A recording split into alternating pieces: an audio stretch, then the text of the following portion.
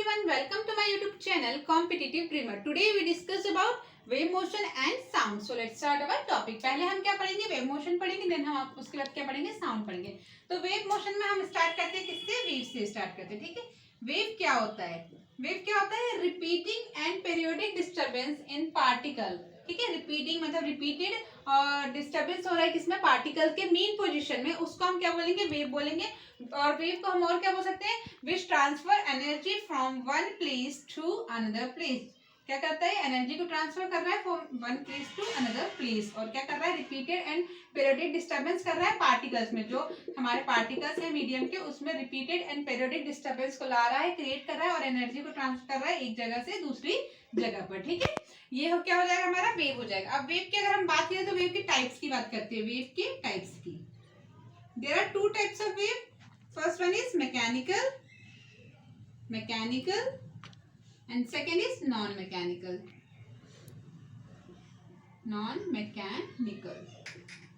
ठीक है, इसमें क्या होता है, इसमें हमें मीडियम की रिक्वायरमेंट होती है,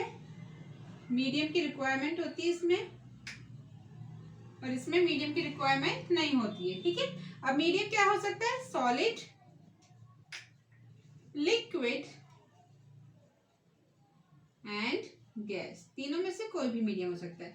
और इसको हम और क्या बोलते हैं, इसको हम बोलते हैं इलेक्ट्रो मैग्नेटिक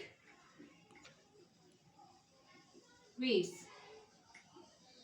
ठीक है, अब हम इसके डेफिनेशन की बात करते हैं कि मैकेनिकल वेव्स क्या होती है और नॉन मैकेनिकल वेव्स क्या होती है. ठीक है,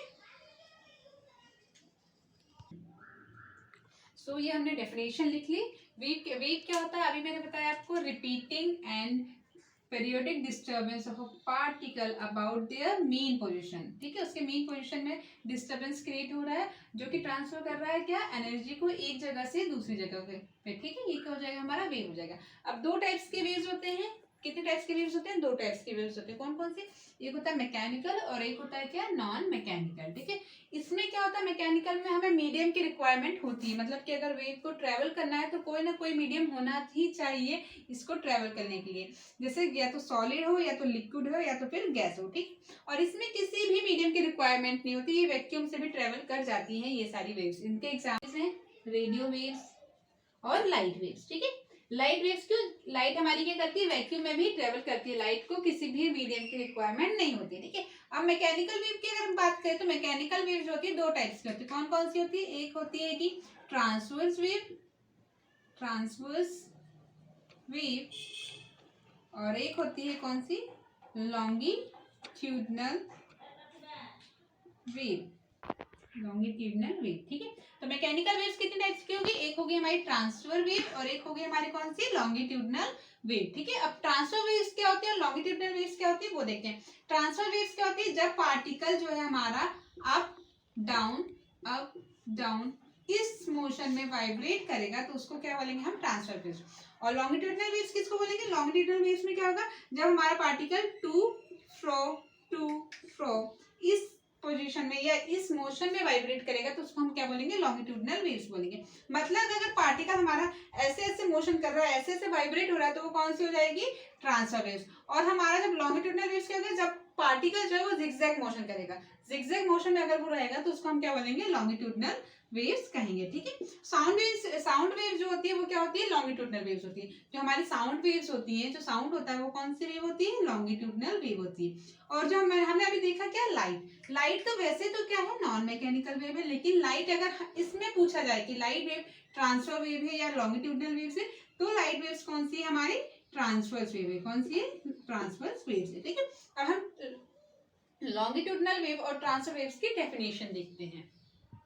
तो अब हम ट्रांसफर वेव और लॉन्गिट्यूडनल वेव्स की डेफिनेशन की बात करें तो क्या हो जाएगी, इसकी डेफिनेशन क्या हो जाएगी, transverse waves are the waves in which particle of a medium vibrates perpendicular to the wave propagation. ये किसकी डेफिनेशन हो जाएगी, हमारी ट्रांसफर वेव की. ठीक है, लॉन्गिट्यूडनल वेव्स की अगर डेफिनेशन बात करें तो इसकी डेफिनेशन क्या हो जाएगी, wave in which particle of a medium vibrates in the same direction of propagation of wave, जो प्रोपगेशन ऑफ वेव है उसके सेम डायरेक्शन में जो हमारा पार्टिकल है वो वाइब्रेट करेगा, तो वो किसकी डेफिनेशन हो जाएगी हमारी लॉन्गिट्यूडनल वेव की। और अगर परपेंडिकुलरली वो वाइब्रेट कर रहा है तो वो किसकी डेफिनेशन हो जाएगी ट्रांसवर्स वेव की। ठीक है, तो हम दोनों की डेफिनेशन लिख लेते हैं। तो हमने ट्रांसफर वेव क्या देखी कि जिसमें क्या कर रहा है हमारा जो पार्टिकल है वो वाइब्रेट कर रहा है, कैसा परपेंडिकुलरली वाइब्रेट कर रहा है वेव प्रोपगेशन के, तो उसको हम क्या बोलेंगे ट्रांसवर्स वेव्स। ठीक है, और लॉन्गिट्यूडनल वेव्स के में क्या हो जाएगा, जो पार्टिकल है वो वाइब्रेट कर रहा है same direction of propagation of wave के। ठीक है, अब इसमें क्या हम इसका ग्राफ देखें तो क्या हो जाएगा, ये कोई वेव है, ये इस तरीके से मूव करेगी। ठीक है, इस तरीके से वाइब्रेट करेगी। तो जब ये इसका मेन पोजीशन है पार्टिकल की, ये मेन पोजीशन है पार्टिकल की, ये मेन पोजीशन है पार्टिकल की, तो ये मेन पोजीशन से ये ऊपर जाएगा, ये जब मैक्सिमम पीक पॉइंट पे आएगा पॉजिटिव होगा, तो ये नीचे आएगा तो क्या हो जाएगा नेगेटिव। तो इसको हम क्या बोलते हैं, इसको हम बोलते हैं क्रस्ट। क्या बोलते हैं इसको, क्रस्ट बोलते हैं। और इसको क्या बोलते हैं, ट्रफ बोलते हैं। क्या बोलते हैं इसको, ट्रफ। ठीक है, इसको क्या बोलते हैं, क्रश बोलते हैं, इसको क्या बोलते हैं, ट्रफ बोलते हैं। ठीक है, और अगर इसमें हम बात करें तो इसमें कैसा मोशन होगा पार्टिकल्स का, जैसे ये दूर दूर हो गया, फिर यहाँ पे फ्रीक्वेंसी ज्यादा है। ठीक है, तो इसको हम क्या बोलते हैं, ये जो है रेयर फ्रैक्शन। ठीक है, रेयर फ्रैक्शन बोलते हैं इसको। और इसको क्या बोलते हैं, यहाँ पे फ्रीक्वेंसी डेंस है, इस पार्ट को क्या बोलेंगे, इस पार्ट को बोलेंगे हम क्या, कंप्रेशन। क्या बोलेंगे, कंप्रेशन। ठीक है, अब इन्हीं से रिलेटेड कुछ टर्म्स होते हैं वेव्स में, वो हम पढ़ेंगे। जैसे हो गया हमारा amplitude, frequency, time period, oscillation and so more. ठीक है, सब हम वो पढ़ते हैं कि टर्म्स क्या क्या रिलेटेड है इससे, वो हम देखते हैं। तो इससे रिलेटेड हम कुछ टर्म्स को पहले समझ लेते हैं, फिर उसके बाद हम लिखेंगे उनको। ठीक है, जैसे ये हमारी वेव है। ठीक, अब हम बात करते हैं सबसे पहले किसकी, एम्पलीट्यूड की। ठीक है, तो ये हमारे मेन पोजीशन है पार्टिकल्स की, मैंने पहले बताया था आपको, ये। ठीक है, तो ये पार्टिकल कितना मैक्सिमम ऊपर गया और कितना मैक्सिमम नीचे आया, उसको हम क्या बोलेंगे, एम्पलीट्यूड। तो उसकी डेफिनेशन क्या हो जाएगा, maximum displacement from the mean position of a particle. ठीक है, maximum displacement from a mean position of a particle is known as amplitude. मतलब अपने मेन पोजीशन से उसने कितना ज्यादा डिस्प्लेसमेंट किया मैक्सिमम, उसको हम क्या बोलेंगे, एम्पलीट्यूड। तो ये मैक्सिमम हो गया इसका, ये, और ये यहाँ पे इसका मैक्सिमम हो गया। ठीक है, तो maximum displacement from main position of a particle from medium.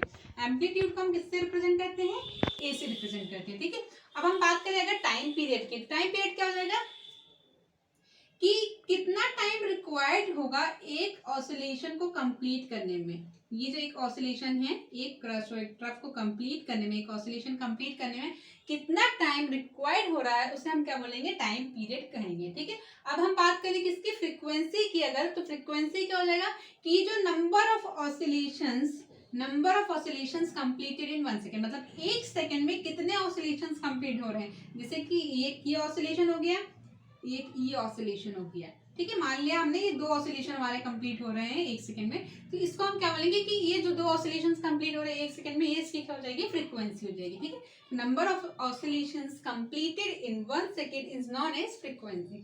Frequency को हम किससे रिप्रेजेंट करते हैं, न्यू से रिप्रेजेंट करते हैं। ठीक है, अब हम बात करें अगर किसकी, तो वेवलेंथ की बात करते हैं हम। वेवलेंथ होता है क्या, लेंथ बिटवीन 2 ऑसिलेशंस। ठीक है, या फिर हम बोल सकते हैं length required to complete 1 oscillation is known as wavelength. ठीक है, उसको हम क्या बोलेंगे, वेवलेंथ। तो ये जैसे एक क्या हमारा एक क्रस्ट है और एक इसका ये क्रस्ट है, तो इन दोनों के बीच की जो डिस्टेंस है, इन दोनों के बीच की जो डिस्टेंस है इसको हम क्या बोलेंगे, वेवलेंथ बोलेंगे। और वेवलेंथ को किससे रिप्रेजेंट करते हैं, वेवलेंथ को रिप्रेजेंट करते हैं लैम्डा से। किससे रिप्रेजेंट करते हैं, लैम्डा से रिप्रेजेंट करते हैं। और एक क्रस्ट और एक दूसरे क्रस्ट के बीच की जितनी डिस्टेंस है उसको हम क्या बोलेंगे, वेवलेंथ बोलेंगे। ठीक है, अब बात करें अगर वेव स्पीड की, तो वेव स्पीड क्या होता है, वेव स्पीड होता है फ्रीक्वेंसी इनटू में वेव लेंथ। ठीक है, ये होता है हमारा क्या, वेव स्पीड होता है, मतलब न्यू इनटू में लैम्डा, ये क्या हो जाएगा हमारा, वेव स्पीड हो जाएगी। और फ्रीक्वेंसी की अगर हम यूनिट की बात करें तो क्या हो जाएगा, फ्रीक्वेंसी की यूनिट हर्ट्ज हो जाएगी। और अगर उसके हम बड़ी यूनिट्स की बात करें तो किलो हर्ट्ज, मेगा हर्ट्ज, ये जो उसकी जो है बड़ी यूनिट्स है किसकी, फ्रीक्वेंसी की। ठीक है, तो ये सारे टर्म्स आई होप आपको समझ में आ गए होंगे। अब मैं इन सब की डेफिनेशन लिख देती हूँ तो आपको और भी क्लियरली समझ में आ जाएगा। सो हम इनकी डेफिनेशन देख लेते हैं। तो ये हमारे सारे टर्म्स हो गए जो मैंने आपको इससे पहले समझाए थे। अब हमने इसके क्या डेफिनेशन भी देख ली, क्या amplitude, frequency, time period, wavelength and wave speed. So आप इसको लिख लीजिए, इसके स्क्रीनशॉट ले लीजिए। अब हम बात करते हैं किसकी, इलेक्ट्रोमैग्नेटिक वेव्स जो होती है वो 7 टाइप्स के होते हैं। 7 टाइप्स ऑफ इलेक्ट्रोमैग्नेटिक वेव्स। कितने टाइप्स की होती है? 7 types of electromagnetic waves. Electromagnetic waves होती है 7 टाइप्स की होती है। कौन कौन सी होती है? एक होती है एक्सरे, एक होती है यूवी रेज, एक होती है गामा रेज, एक होती है हमारी इंफ्रारेड रेडिएशन, विजिबल रेडिएशन। ठीक है, तो हमने कितने टाइप्स की देखी? 7 टाइप्स के। कौन कौन सी? एक्सरे, यहाँ पे मैं लिख देती हूँ आपको साइड में, फिर हम उनको एक एक करके उनके इन्वेंटर्स देखते हैं और उनके यूजेस देखते हैं। ठीक है, X-ray, X-ray, gamma ray, infrared radiation, visible radiation, short radio waves, long radio waves,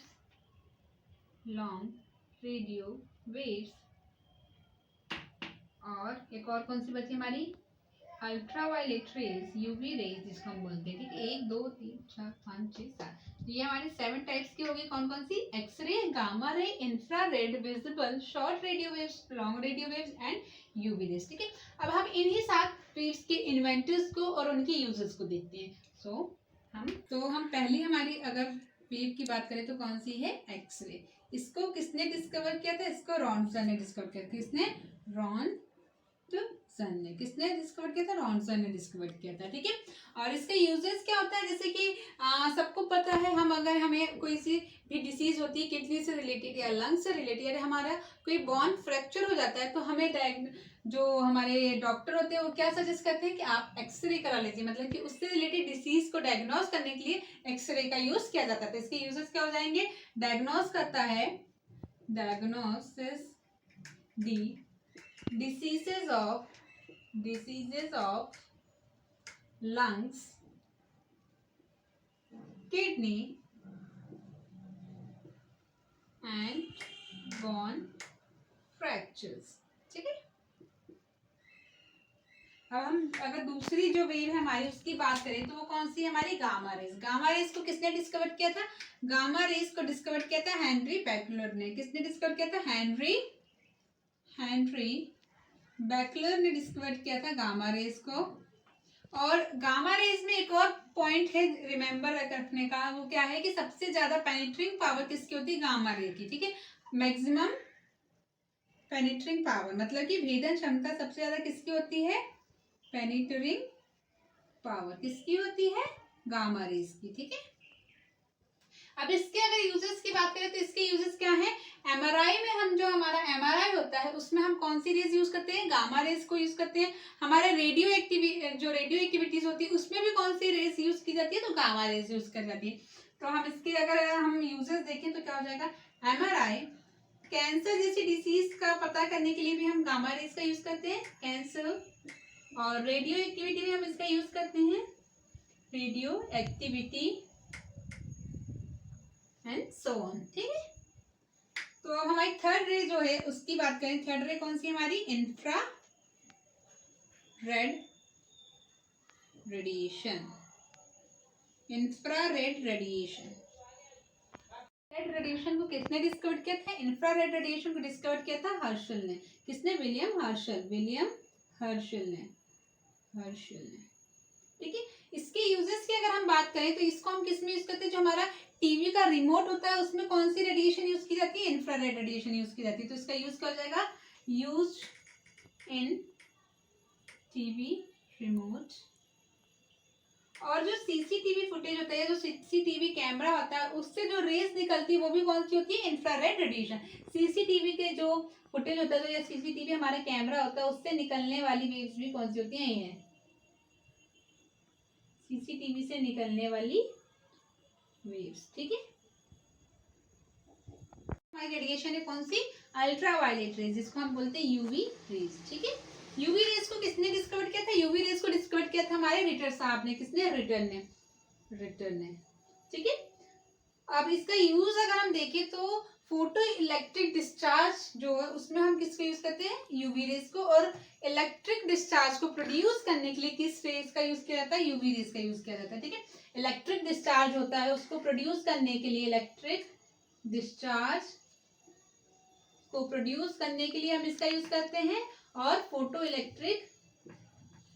electric discharge में भी इन्हीं रेज का यूज होता है। ठीक है, तो ये हमारी 4 रेज हो गई, X-ray, gamma rays, infrared radiation and UV radiation. ठीक है, अल्ट्रावायलेट जिसको हम बोलते हैं। अब हम आगे के 3 रेडिएशन और देखते हैं कि उनके इन्वेंटर्स कौन कौन हैं। हमारी हुई विजिबल रेडिएशन। ठीक है, इसको किसने डिस्कवर किया था, इसको न्यूटन ने डिस्कवर किया था। और इसका यूज तो बहुत ही सिंपल है, उसके नाम से ही हमें पता चल रहा है कि कोई भी ऑब्जेक्ट विजिबल कब होगा, विजिबल रेडिएशन के कारण है। तो ऑब्जेक्ट बिकम्स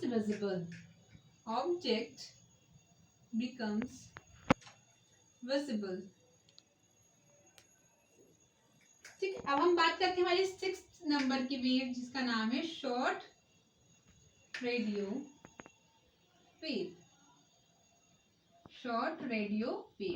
तो शॉर्ट रेडियो वेव्स जो है इसको किसने डिस्कवर किया था, इसको डिस्कवर किया था किसने, हेनरिक हर्ट्ज ने। किसने डिस्कवर किया था, हेनरिक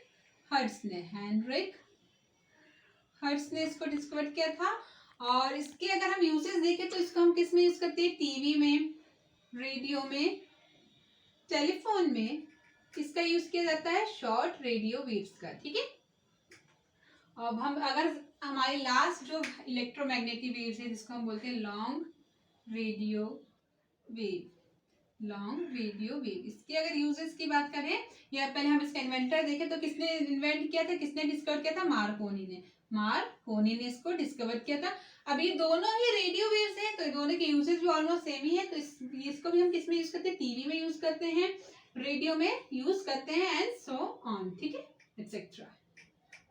सो ये हमारी कौन सी होगी, इलेक्ट्रोमैग्नेटिक वेव्स हो गई 7 टाइप्स की, X-ray, gamma rays, infrared radiation, UV radiations, visible radiation, short radio waves and long radio waves। ठीक है, ये 7 टाइप्स की हमारी इलेक्ट्रोमैग्नेटिक वेव्स होगी।